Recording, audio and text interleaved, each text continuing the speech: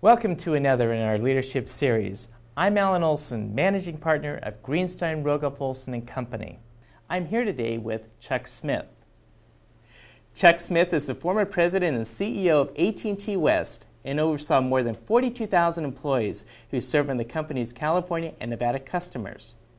During his 39-year career, he held a wide range of senior executive positions for AT&T, formerly SBC and Pacific Bell, including stints in human resources, operations, and marketing.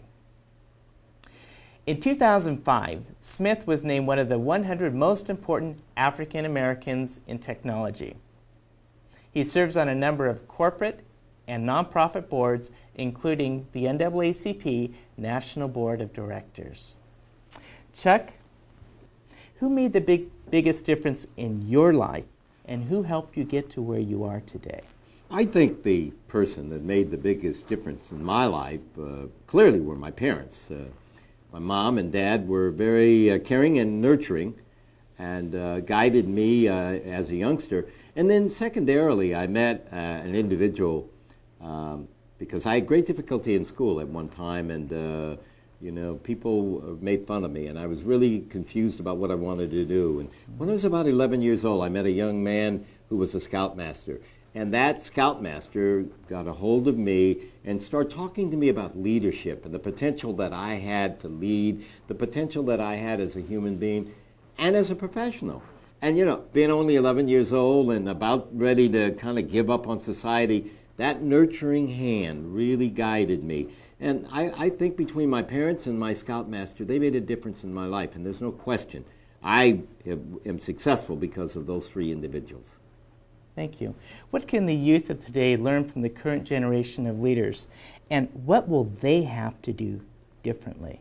Well, I think that young people today can learn from people of my generation the idea of persistence, the idea of really being sure that you have a clear vision, where you want to go, what you want to do, where you want to be in life, and the fact that there is no excuse for faltering along the way. Now, you may make a mistake, but they have to pick it up. They have to do what they have to do to be successful.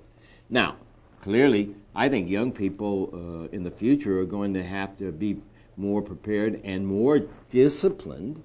They're going to have to be better educated, and they're going to have to be able to operate in worlds that are somewhat ambiguous, not clearly defined, but yet if they know where they want to go, if they want to do the right thing, they have the right ethics, the right morality, they're going to do well. And that's what young people need, a true vision, being successful because it's the right thing to do. And it's about creating legacies in communities. It's about making sure that every human being has a right to be as good as he or she can be, and doing it purposefully. How can a young person today develop leadership traits? I think a young person can develop leadership traits today by listening to their elders. I think by practicing this whole concept of leadership. One of the things about leadership is it's fascinating because we always think about what is a good leader? Well, good leaders are not born. They develop. You practice the whole concept of leadership. It's experiment and demonstrate. It's being involved in a scouting troop. It's being involved in a school program or a student body program. It's being able to see yourself in any kind of a setting in school, and also making sure that you make a difference. And I think leadership is really developed. It's learned. It's acquired over time. And young people can do that by, one, clearly defining what they want to do as a leader, and secondly, practicing it every day.